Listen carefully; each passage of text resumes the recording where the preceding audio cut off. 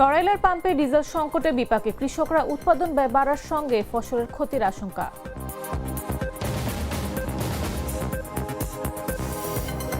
কবরস্থানের মাটি বরাদ্দে ঘুষ, অন্যায় স্বীকার করে ঘুষের টাকা ফেরত দিলেন পিআইও, তদন্ত কমিটি গঠন।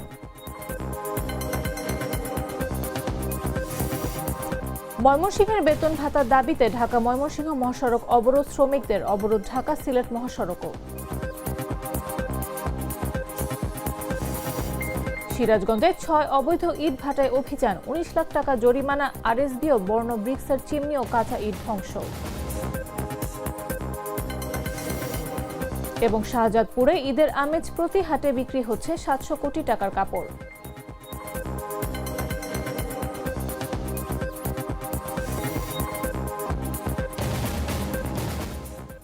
দেশ জুড়ে সংবাদে সবাইকে আমন্ত্রণ। সাথে আছে আমি নাফিস আব্দুল্লাহ।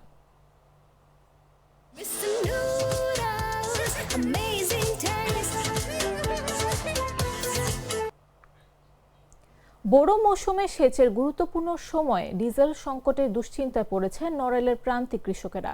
স্থানীয় বাজারে চাহিদা মতো ডিজেল না পাওয়ায় সময় মতো জমিতে পানি দিতে পারছেন না অনেকেই। এতে উৎপাদন ব্যয় বাড়ার পাশাপাশি ফসলের ক্ষতির আশঙ্কা করছেন কৃষকেরা।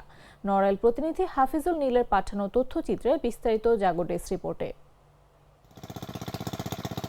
নড়াইল সদর উপজেলার গোবরা গ্রামের সাব্বির হোসেন এবার ৩ একর জমিতে বোরো ধানের আবাদ করেছেন। জমিতে সেচ দিতে তিনি ডিজেল চালিত শ্যালো মেশিন ব্যবহার করেন। অন্যান্য বছরের তুলনায় ধানের চারা ভালো হলেও সময় মতো পানি দিতে না পারায় দুশ্চিন্তায় রয়েছেন তিনি। এখানে ৩০০% জমি আছে, ধানও খুব সুন্দর হয়েছে আলহামদুলিল্লাহ। ডিজেলের অভাবে আছে, ধানগুলো যে কেমন ফ্যাকাশ হয়ে যাচ্ছে, পানির সমস্যা দেখা দিচ্ছে। ২ দিন বাজারে গেছিলাম, লোকাল দোকান, ওরা তেল দিতে পারে নাই। এখন ডিজেলের জন্য আছে, আমরা খুব দুশ্চিন্তায় আছি।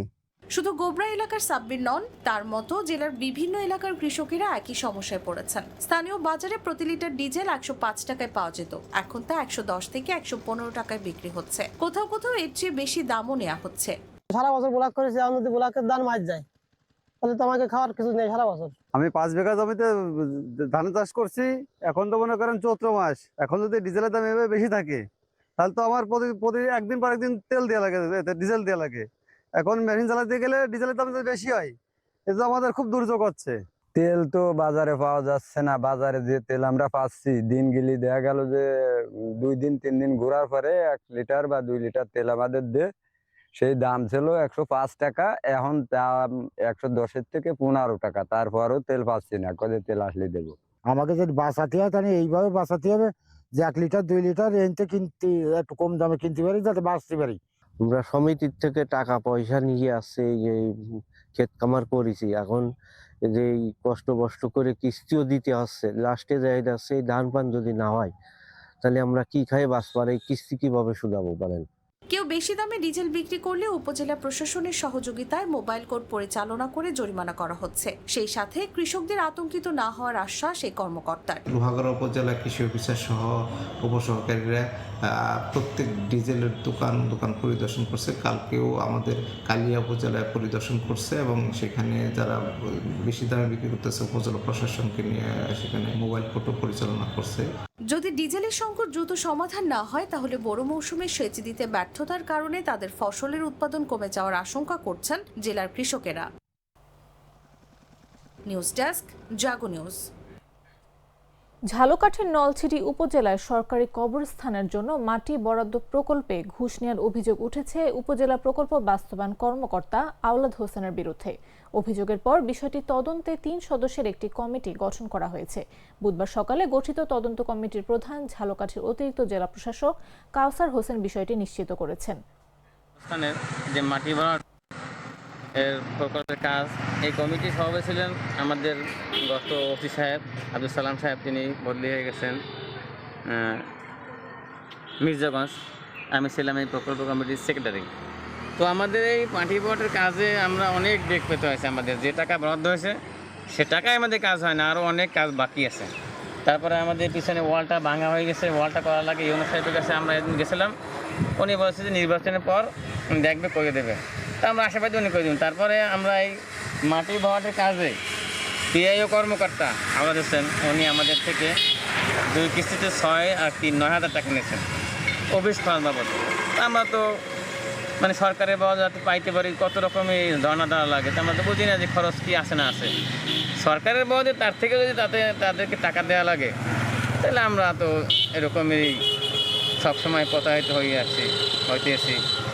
তো আমরা চাই যে টাকাটা গোরস্থানের স্বার্থে, আল্লাহর হস্তে, আমাদের নিজেদের স্বার্থে না, এই টাকা যাতে আমরা ফেরত পাইতে পারি, এই জন্য কর্তৃপক্ষের দৃষ্টি আকর্ষণ করছি, প্রশাসনের দৃষ্টি আকর্ষণ করছি। ময়মনসিংহের ভালুকায় বেতন ভাতা ও ঈদ বোনাসের দাবিতে ঢাকা ময়মনসিংহ মহাসড়ক অবরোধ করে বিক্ষোভ করেছেন শ্রমিকরা।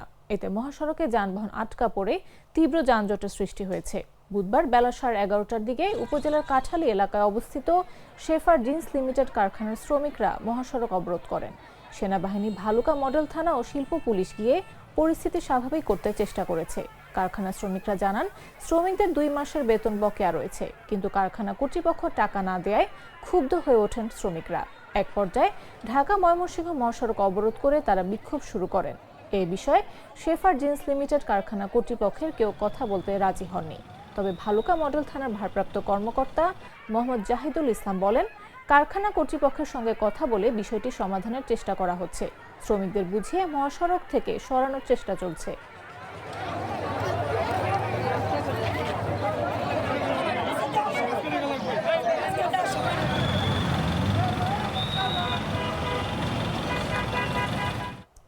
নারায়ণগঞ্জের রূপগঞ্জে বকেয়া বেতন ও ঈদ বোনাসের দাবিতে ঢাকা সিলেট মহাসড়ক অবরোধ করেছেন ভুইয়া ফেব্রিক্স নামে একটি পোশাক কারখানার শ্রমিকরা। এ সময় প্রায় 1 ঘন্টা মহাসড়ক অবরোধ করে রাখেন বিক্ষুব্ধ শ্রমিকরা। এতে সড়কের উভয় দিকে যানজট সৃষ্টি হয়। বুধবার বেলা 11টার দিকে উপজেলার খাদুন এলাকায় ভুইয়া ফেব্রিক্সের শ্রমিকরা মহাসড়ক অবরোধ করে বিক্ষোভ করেন।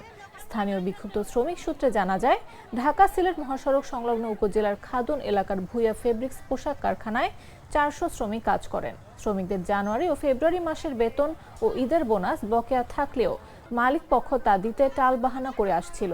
বুধবার সকালে তারা বেতন বোনাসের দাবি জানালে মালিক পক্ষ থেকে শ্রমিকদের জানানো হয় বকেয়া বেতন ও ঈদ বোনাস 18 মার্চ পরিশোধ করা হবে।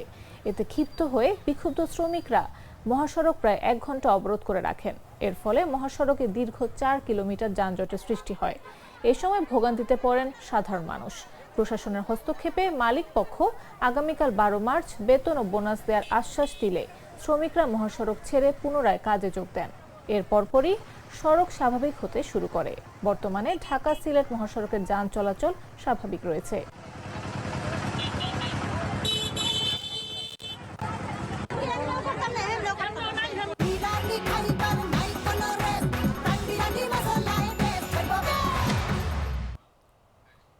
সিরাজগঞ্জের রায়গঞ্জে অবৈধভাবে গড়ে ওঠা 6টি ইট ভাটায় অভিযান চালিয়ে মালিকদের 19 লাখ টাকা জরিমানা করেছেন পরিবেশ অধিদপ্তর। একই সঙ্গে মেসার্স আরএসবি ও বর্ণবৃক্ষের চিমনি ও কাঁচা ইট ধ্বংস করেছে তারা। মঙ্গলবার সকাল 10টা থেকে বিকাল 4টা পর্যন্ত উপজেলার ব্রহ্মগাছা ইউনিয়নের বিভিন্ন স্থানে এই অভিযান পরিচালনা করেন পরিবেশ সদর দপ্তরের নির্বাহী ম্যাজিস্ট্রেট সাজ্জাদ জাহিদ রাতুল। সিরাজগঞ্জ পরিবেশ অধিদপ্তরের সহকারী পরিচালক তুহিন আলম জাগো নিউজকে এই তথ্য নিশ্চিত করেন। তিনি জানান, ইট প্রস্তুত ও ভাটা স্থাপন আইন 2013 পরিবেশ অধিদপ্তরের অনুমোদন ছাড়া ইট ভাটা পরিচালনার দায়ে এই অভিযান চালানো হয়। এ ধরনের অভিযান আগামীতেও অব্যাহত থাকবে।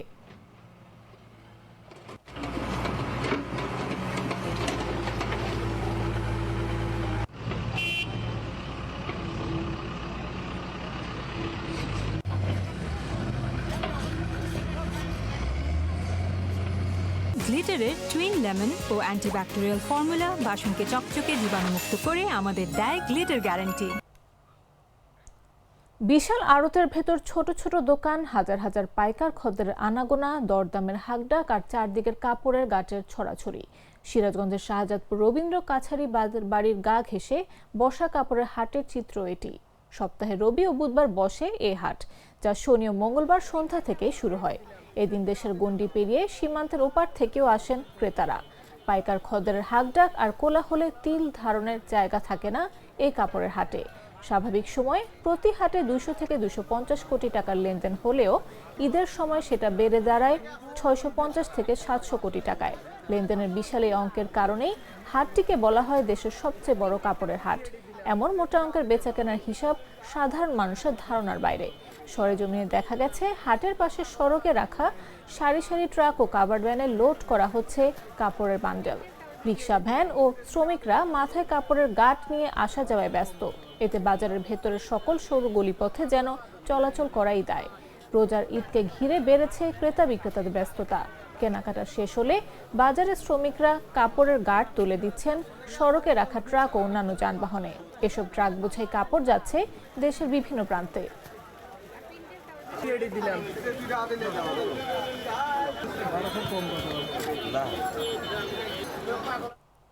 সংবাদ শেষ করার আগে শিরোনামগুলো জানিয়ে দিচ্ছি আরো একবার।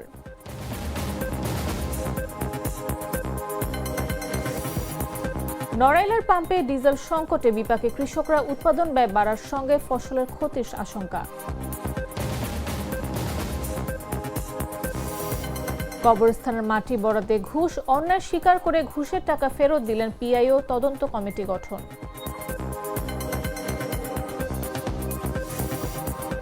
ময়মনসিংহের বেতন ভাতার দাবিতে ঢাকা ময়মনসিংহ মহাসড়ক অবরোধ, শ্রমিকদের অবরোধ ঢাকা সিলেট মহাসড়কও।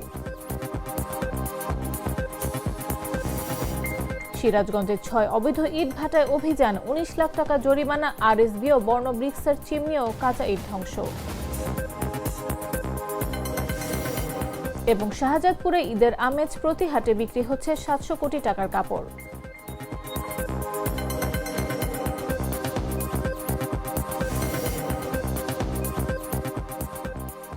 দর্শক, এই ছিল এখনকার মতো। এরপর দেখবেন সন্ধ্যা 7টা নিউজ। প্রতি মুহূর্তে সর্বশেষ খবর পেতে ভিজিট করুন jagonews24.com, ফলো করুন আমাদের ভেরিফাইড ফেসবুক পেজ এবং সাবস্ক্রাইব করুন জাগো নিউজের ইউটিউব চ্যানেল। এতক্ষণ সাথে থাকার জন্য ধন্যবাদ সবাইকে।